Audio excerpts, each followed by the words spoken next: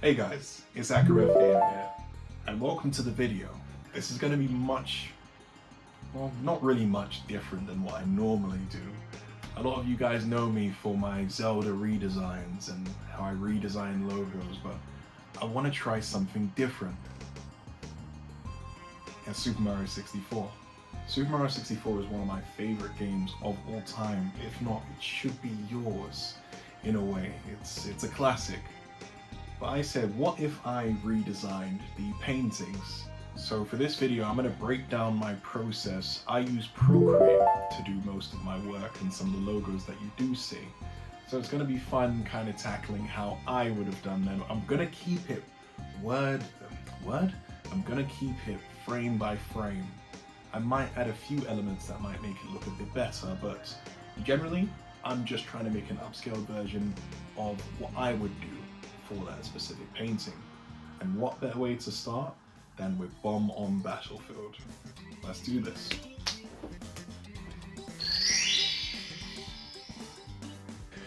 Okay, so whenever I normally do these sort of paintings, I normally try and understand how I want to do the line work. So with Procreate, when you draw a circle and kind of hold down the button, it allows you to create a perfect circle. With these ones, I've done the same. You can create oval or cylinder shapes, which work best for you. I just wanted to get a rounded shape generally. This is also random, but I have changed my name, as you might have seen, to just Acrometh. I had the gaming part in, and I talk about games and a lot of other things, but I'm just going to keep it with my name and just keep it very simple. But as you can see, I'm just drawing out the line work for the Bob-omb's foot. Normally I'll draw out like a rough line and then I'll use an eraser, really thin, to cut down on the lines that I want, just to make sure everything's nice and sharp per se, because it can look very rough in some elements, but sometimes a cleanup is good for line work.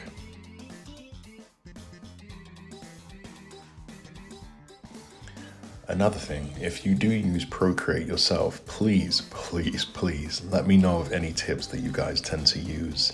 You know, when everyone has their kind of way of working, this is the way I normally do things. I can use like a sharper pen brush to do it, but this way has always just worked for me traditionally. Here you can see me trying my best at 4 attempts of getting like a nice curved line. This is for the top of the Bob-omb's. Can you say head? Bob-omb's head? I guess the top of the Bob-omb's head, and where the fuse is kind of lit from the top. I didn't think I'd be saying Bob-omb's head, but anyways, I'm doing the same thing as last time, just trying to draw its weird little stub feet, understanding where I want things in the back. Because the background itself is very faded, I kind of have to just make my own decisions on where I want things. It's just a rough element, but that's why I kept it very pixelated. I could have found a higher up-res version of the Bomb on Battlefield painting, but what fun is that? I'm here to try and do what I think would have worked. So here you see me duplicating the fuse, and a wild Acrometh in his natural habitats. Shout out to Crossing Crafts. She creates miniatures of like Zelda houses or Zelda enemies and other really cool things. I'll link her channel just on screen, but she's just really cool. If you want to get your creative juices flowing, always watch something or listen to something creative at the same time. That's my opinion on it anyways.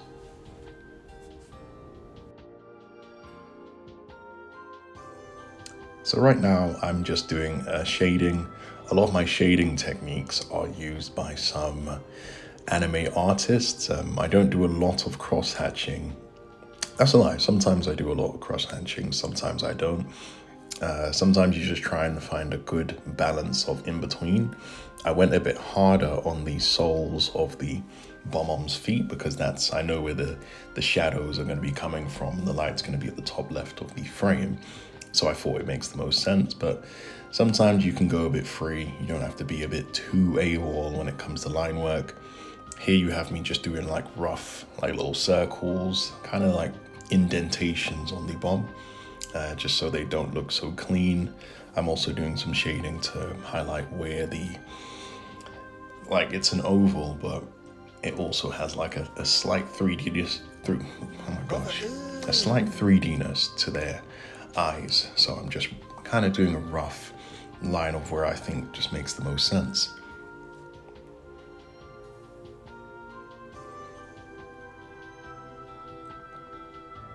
In the original artwork, the fuse isn't lit. I don't know, it is. I actually can't remember. I need to double check. But for my take on it, I was gonna make sure their fuse is lit. They're on a battlefield per se, so I imagine they're gonna be. It's sad to say, but bomb-oms are actually suicide bombers. If you think about it logically, like they walk to their deaths when lit. Goombas, they're troops, but bomb-oms are literally suicide bombers. I'm sorry to break it to you, but your favorite Mario enemy is a suicide bomber. That says a lot about you. Anyways, here you see me drawing out rough lines. I wasn't sure how I wanted the clouds, but I knew that I was going to take some sort of reference of the sky. I wanted it to look like a cloudy, clear sky background. I'm not the best painter, so here you can see I've found an example online, just a stock image of a sky, and I go over it with the smudging tool using like a specific smudge brush. It has like a more painted aesthetic if I just kind of, it's like a semi-faded line so I can understand where the painting is coming from. Here you see me adding a actual metal ball.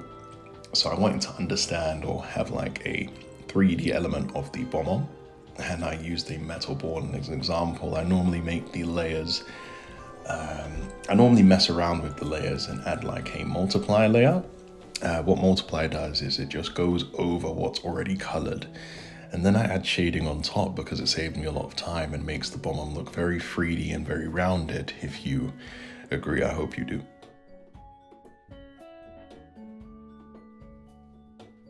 Here you see me putting some rough kind of, how can I say?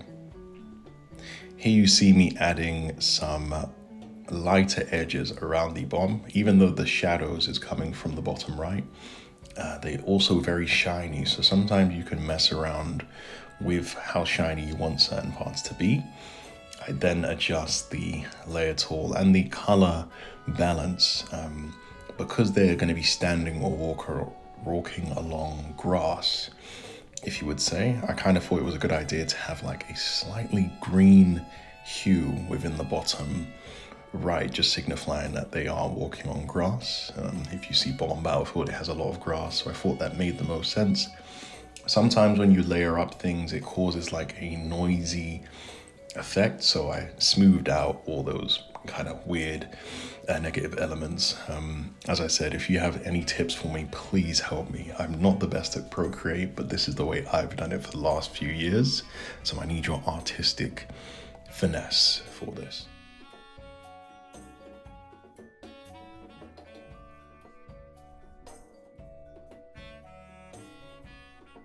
I then adjusted some elements of it. Even though I adjusted the noise, I didn't want all elements to have a green hue, just the actual body of the bomb-on, because that makes the most sense. I adjusted their eyes because they're like a solid white. Their shadows needed to be gray of some sorts. And here you can see me using reference of Bomb-on Battlefield because I wanted it to be in the distance. So I used that hill. I was gonna try and have King Bomb-on in the background in some sort of way, but I wasn't sure how I wanted to do it just yet.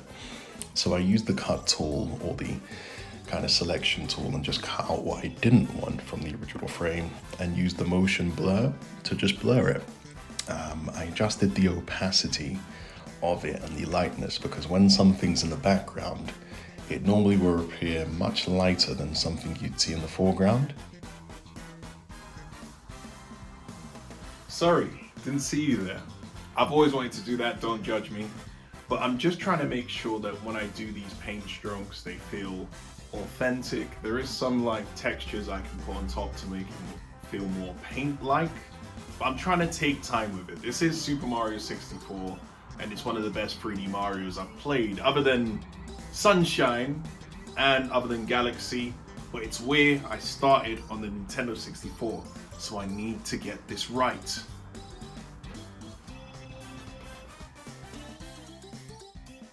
Okay, a random segment of Acromat in the natural habitat side. I started to add some grass layers.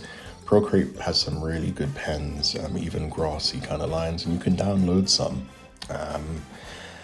So I used that in the foreground to show that they are walking on grass, just the bottom left side, because the last bomb was in the bottom right. I didn't think it's necessary to put any there because you can't really see it from the angle I'm trying to do it at. Here you have me add in some light textures. They have really good flare brushes.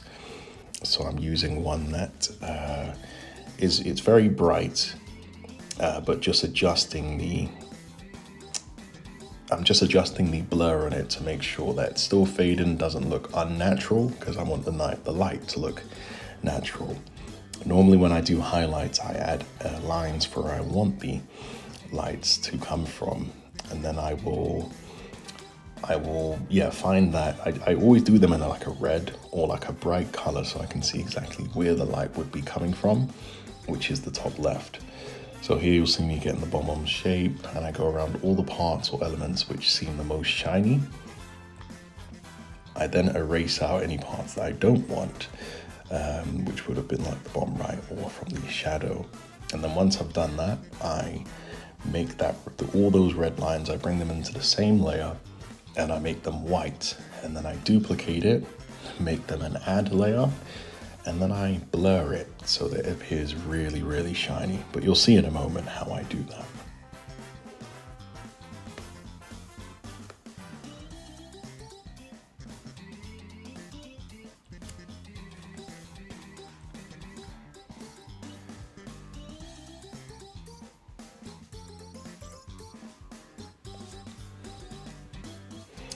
Okay, and then finally, after finally rounding out all the stupid limbs that these bomb-oms have, I'm starting to finally get an idea of where the light's coming from on the whole picture. So here, I put it into white, I adjust the blur on it, I sometimes use motion just to make it look more grander and a bit more lighter.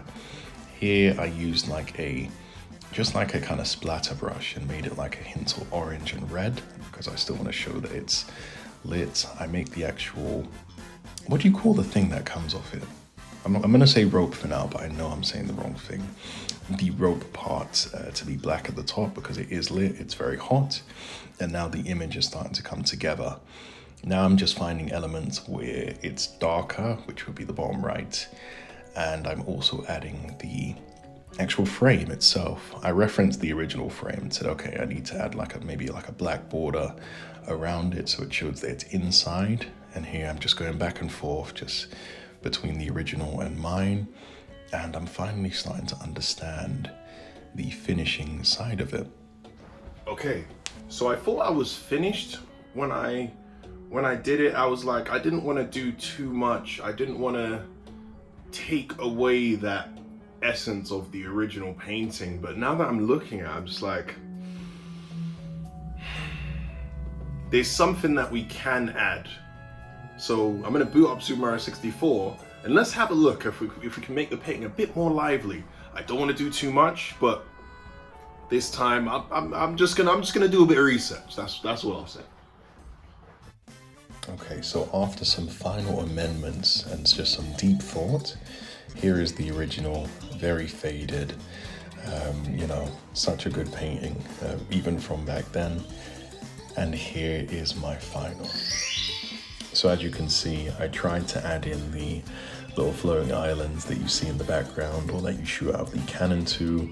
I even tried to add King Bomb in the background, really fading and kind of looking ominously in the background, just waiting for you to play the level so you can get these hands going. The Bomb came out really good, and I'm proud the way it came out. If you guys like what you saw as well, please like, comment, and subscribe. The next one I will be doing is my favorite level, which is Dire Docks, or Jolly Roger Bay, I should say. I think I'm saying the wrong name. But thank you for getting this far, and I appreciate your support. Check out some of my socials for more. Take care, guys. Have a great day. Peace.